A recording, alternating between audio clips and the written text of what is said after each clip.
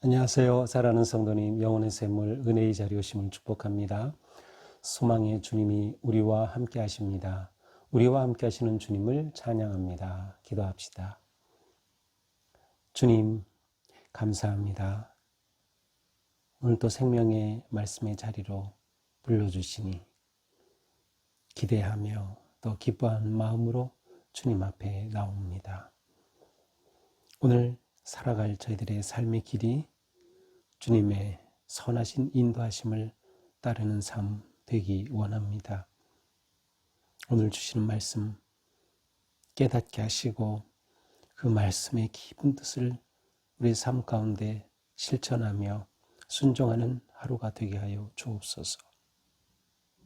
말씀을 읽고 묵상할 때 성령님 감동하시고 함께하여 주셔서 그 말씀이 우리의 심령에 거룩한 양식이 되며 우리의 삶을 진리 위에 세우며 또 말씀에 순종할 때 우리의 삶이 주님 앞에 거룩하고 아름다운 성도의 삶이 될 수 있도록 함께하여 주시옵소서. 예수님 이름으로 기도합니다. 아멘. 오늘 말씀은 여호수아 9장 1절에서 15절입니다. 이 일 후에 요단 서쪽 산지와 평지와 레바논 앞 대해 연안에 있는 헷사람과 아모리 사람과 가나안 사람과 브릿 사람과 히위 사람과 여부스 사람의 모든 왕들이 이 일을 듣고 모여서 일심으로 여호수아와 이스라엘에 맞서서 싸우려 하더라. 기본 주민들이 여호수아가 여리고와 아이에 행한 일을 듣고 꾀를 내어 사신의 모양을 꾸미되 헤어진 전대와 헤어지고 찢어져서 기운 가죽 포도주 부대를 나귀에 싣고 그 발에는 낡아서 기운 신을 신고 낡은 옷을 입고 다 마르고 곰팡이가 난 떡을 준비하고 그들이 길갈 진영으로 가서 여호수아에게 이르러 그와 이스라엘 사람들에게 이르되 우리는 먼 나라에서 왔나이다. 이제 우리와 조약을 맺읍시다 하니 이스라엘 사람들이 히위 사람에게 이르되 너희가 우리 가운데 거주하는 듯하니 우리가 어떻게 너희와 조약을 맺을 수 있으랴 하나 그들이 여호수아에게 이르되 우리는 당신의 종들이니이다 하매 여호수아가 그들에게 묻되 너희는 누구며 어디서 왔느냐 하니 그들이 여호수아에게 대답하되 종들은 당신의 하나님 여호와의 이름으로 말미암아 심히 먼 나라에서 왔사오니 이는 우리가 그의 소문과 그가 애굽에서 행하신 모든 일을 들으며 또 그가 요단 동쪽에 있는 아모리 사람의 두 왕들 곧 헤스본 왕 시혼과 아스타로스에 있는 바산 왕 옥에게 행하신 모든 일을 들었음이니이다. 그러므로 우리의 장로들과 우리나라의 모든 주민이 우리에게 말하여 이르되 너희는 여행할 양식을 손에 가지고 가서 그들을 만나서 그들에게 이르기를 우리는 당신들의 종들이니 이제 우리와 조약을 맺읍시다 하라 하였나이다.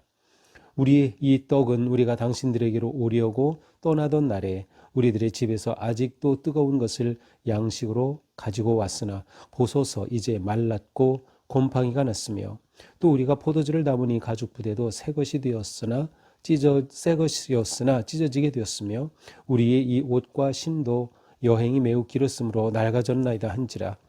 우리가 그들의 양식을 취하고는 어떻게 할지를 여호와께 묻지 아니하고 여호수아가 곧 그들과 화친하여 그들을 살리리라는 조약을 맺고 회중 족장들이 그들에게 맹세하였더라.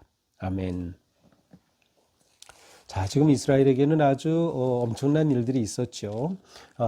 아이성의 첫 번 전쟁에 실패한 이후에 그들이 다시금 아간의 모든 일들을 처단하고 또 해결한 후에 2차로 아이성을 공격하여 승리를 거두게 됩니다. 이렇게 승리를 거둔 후에 그들은 에발산에서 율법을 낭독하죠. 그래서 축복의 말씀과 저주의 말씀을 낭독하면서 다시금 하나님의 언약 백성임을 되새기게 됩니다. 자, 이렇게 된 후에 이러한 일이 있은 후에 그들에게 한 사람들이 이제 찾아오는데 사실은 이제 이 가나안에 많은 그러한 그 원주민들은 이스라엘이 이미 가나안에 오기 전부터 이스라엘에 관한 소식을 듣고 있었고 이미 여리고성 사람들처럼 그들은 이미 두려워하고 있었으며 라합은 그 하나님을 의지하고 하나님의 편의 섬으로 구원을 받는 그런 놀라운 일이 있었죠. 자, 이제 아이까지 무너졌으니 가나안의 나라들은 이제 아주 비상사태가 되는 거죠. 자, 이런 상황 속에서 원주민들이 이스라엘의 전진에 대해서 반응하는 것은 두 가지일 겁니다. 하나는 완전히 대적하는 거죠. 싸우는 거죠. 이스라엘과 맞서 싸우는 것. 또 하나는 이스라엘에게 투항하고 모든 것을 내려놓고 항복하는 거겠죠. 자, 먼저 많은 대부분의 나라들은 이스라엘과 대적을 하게 됩니다. 그래서 1절에 보면 헷사람, 아모리, 가나안, 브리스, 히위, 여붓 사람 모든 왕들이 한 마음이 되어서 일심으로 돼서 연합군을 형성합니다. 그리고 이스라엘과 맞서서 싸우려는 그러한 계획을 취하게 되죠. 자, 이렇게 연합 전선을 형성하고 있는 이때에 특이하게도 기브온 주민들은 다른 생각을 하고 있었습니다. 자, 이 기브온 주민들은 히위 사람에 속한 그러한 주민들이었어요. 히위 사람은 본래 이제 노아의 함의 후손에 속하는 사람들이었고요. 가나안의 후기의 원주민들이었습니다. 그래서 주로 북쪽에 거주하기도 하였고 북쪽의 산악지대 그리고 오늘 본문에 드러나는 기브온 사람들이 있는 그 기브온 땅에 거주하는 사람들이 히위 사람들이었습니다. 자, 그런데 이 기브온 주민들은 하나님에 관한 여호와에 관한 이 모든 것들을 다 들었어요. 그리고 여리고를 점령한 것, 아이를 친 것까지 다 들었어요. 그리고 하나님이 정말 놀라운 분이다 라는 것을 그들은 믿게 된 겁니다. 자, 이렇게 되니까 어떻게 하겠어요? 우리가 살 길은 이스라엘과 싸우는 것이 아니라 먼저 그들에게 나가서 우리가 항복하는 거다 라고 하는 것이 그들에게 주어진 그들의 어떤 지혜로운, 오늘 본문에서는 꾀라고 되어 있는데 그들의 어떤 그러한 좋은 생각이 그들 가운데 일어난 겁니다. 자, 그래서 4절에 보니까 그들이 어떻게 하면 좋을까 하다가 이스라엘에 먼저 사신을 보내자. 쳐들어오기 전에 우리가 먼저 나가자라는 것이죠. 자, 그래서 그들이 나아갈 때 그들의 모습, 옷을 입은 것, 뭐 여행하면서 휴대하는 그런 빵이나 이런 모든 것들을 다 꾸미게 되는 것이에요. 꾸민다는 것은 어떤 의도를 가지고 변형시키는 거죠. 어떻게 변형시킵니까? 자, 그들은 갈 때에 전대, 헤어진 전대, 찢어진 가죽 포도주 부대를 나귀에 싣고, 자, 이스라엘까지 가려면 뭐 그렇게 멀진 않아요. 바로 금방인데 불과 뭐 이틀 정도면 갈 수 있는 그러한 거리인데 바로 그 가는 짧은 거리인데 마치 먼 곳에서 온 것처럼 다 헤어진 것, 가죽 부대 다 헤어지고 전대 다 자루 다 헤어진 것으로 준비합니다. 그리고 발에 신는 그러한 신도 다 낡은 것, 옷도 다 낡은 것, 그리고 빵을 준비했는데 이 빵, 떡이라고 되어 있죠. 이 떡빵은 완전히 곰팡이가 난 것, 오래된 것, 그러한 것을 준비시켜요. 그리고는 길갈에 진치고 있는 그러한 이스라엘의 진영에 이르게 됩니다. 그러면서 말하죠. 우리는 먼 나라에서 왔습니다. 우리와 조약을 맺읍시다. 자, 평화 조약을 간청하는 것입니다. 그러자 이스라엘 사람들이 그들에게 말합니다. 너희가 우리 가운데 거주하는 것 같다. 우리와 가까이 지금 이 가나안 땅 가까운 곳에 너희가 있는 것 같은데 어떻게 우리가 너희와 조약을 맺을 수 있냐? 조약을 맺을 수 없다라는 거죠. 거절했어요. 첫 번째. 그러자 그들이 여호수아에게 말합니다. 우리는 당신의 종들입니다. 그러니까 항복하며 나오는 거죠. 그러니까 여호수아가 묻습니다. 그래? 그렇다면 넌 어디서 왔고 너희들은 누구냐? 그러자 그들이 말하죠. 종들은 당신의 하나님 여호와의 이름으로 말미암아 심히 먼 나라에서 왔사오니. 자, 하나님에 관한 소식을 듣고 그들이 여리고와 아이의 성을 다 접었다는 그런 소식을 듣고 먼 곳에서 왔습니다. 왜냐하면 우리가 그 소문과 애굽에서 행하는 모든 일을 다 들었고 또 이대로 있다가는 우리가 다 멸망할 것을 알기 때문이라는 거죠. 또한 모세 때에는 아모리에 있는 왕들, 또 시혼, 아스타라, 바산 왕, 옥, 이 모든 것들을 쳐부쉈던 그 놀라운 소식까지 우리 다 이미 들었습니다. 그래서 우리가 살 길은 오직 이렇게 찾아와서 항복하고 평화 조약을 맺어 화친을 맺는 것밖에는 없다라고 우리가 결론을 내렸습니다라는 거예요. 그러므로 11절 장로들과 우리나라의 모든 주민이 우리에게 이렇게 말하기를 양식을 손에 가지고 가서 당신의 종들입니다. 우리와 조약을 맺읍시다라고 그렇게 하자. 다 그렇게 국가적으로 결정하고 우리를 보냈다는 겁니다. 기본이 이스라엘에게 자발적으로 투항을 하는 것입니다.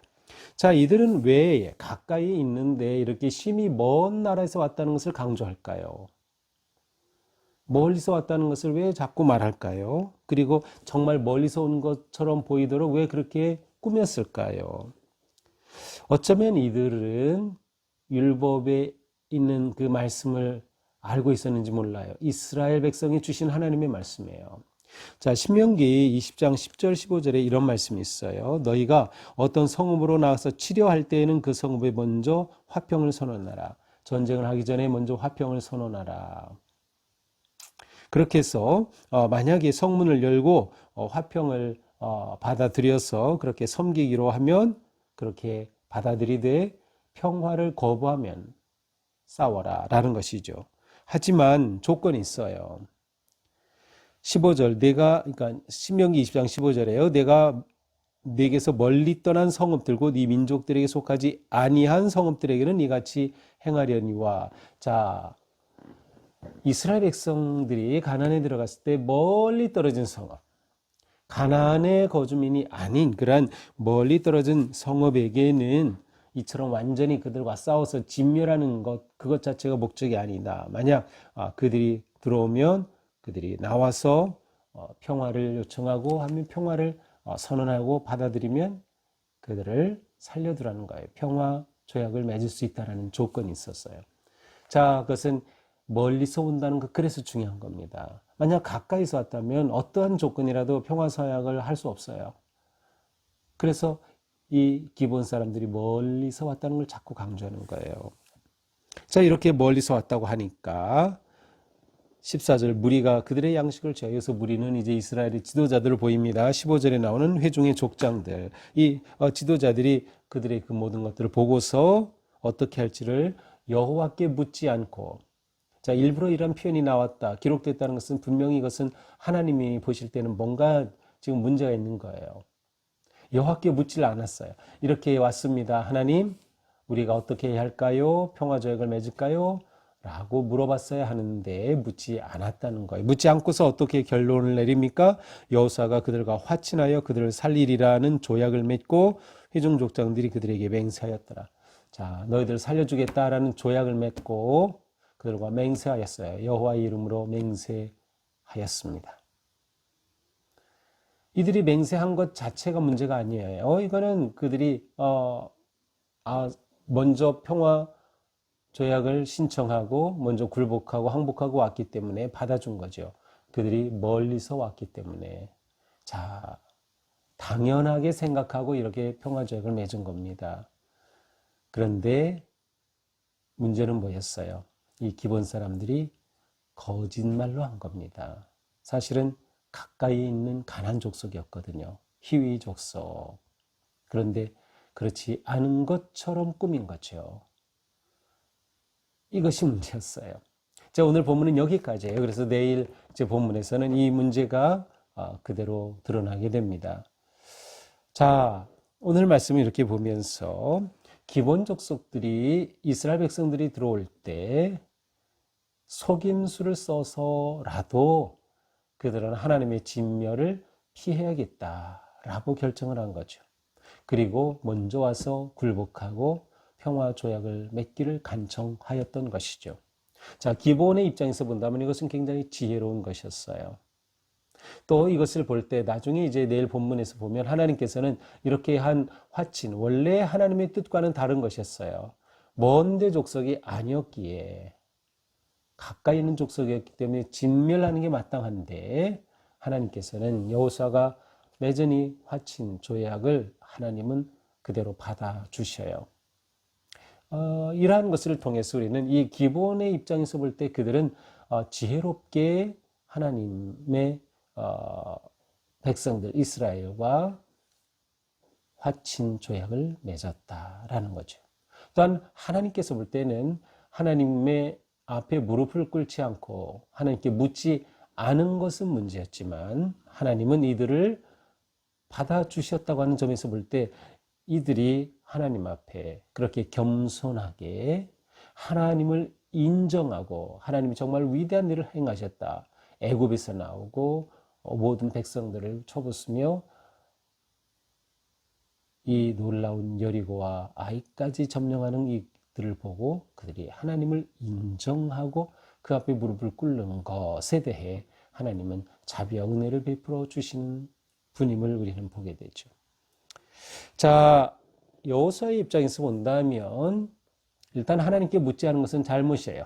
그래서 중요한 거는 무엇이든 하나님께 물어라. 이것이 우리에게는 굉장히 중요한 교훈이 될 것 같아요. 무엇이든 하나님께 물어라. 내가 생각할 때 이거 너무나도 당연해. 너무나도 이건 하찮은 일이야. 그럼에도 불구하고 하나님께 물어야 한다는 거죠. 그것은 하나님을 신뢰하는 것이고 내 불완전함, 나의 판단과 내 생각의 불완전함을 인정하는 것이기 때문이에요. 그래서 항상 하나님께 물으라. 이것이 우리에게 굉장히 중요한 가르침이겠죠. 항상 묻는 것. 이것이 우리에게 습관이 되고 성도로 살아가는 삶의 방식이 되어야 하는 것입니다. 자, 여호수아 입장에서 볼 때는 그는 어쨌든 이러한 상황 속에서 그는 자신의 어떤 개인적인 어떤 것을 위해서가 아니었고요. 오직 하나님의 나라, 하나님의 백성들을 생각하면서 이것을 받아들이고 화치는 조약을 맺었던 것이에요. 자신의 욕심이나 자기의 어떤 명예 때문이 아니었어요. 그러한 점에서 여호수아는 순수한 마음으로 이와 같이 했었기에 나중에 하나님께서 그의 이러한 마음을 받아주신 것이다 라는 생각이 듭니다. 그러나 부정적으로 본다면 어쩌면 아이성까지 점령한 후에 이들은 승리감에 도취되어서 하나님께 물을 생각조차도 하지 않고 그냥 덥석 받아들인 것은 아닌가라고 물을 수도 있습니다. 그것은 우리가 어떤 마음으로 보느냐에 따라서 이 둘 가운데 어느 쪽에 기울을 수 있겠죠. 저는 이 두 가지를 우선 다 보는 것이 필요하겠다. 따라서 우리는 언제라도 하나님께 묻는 것이 매우 중요하다라는 거죠.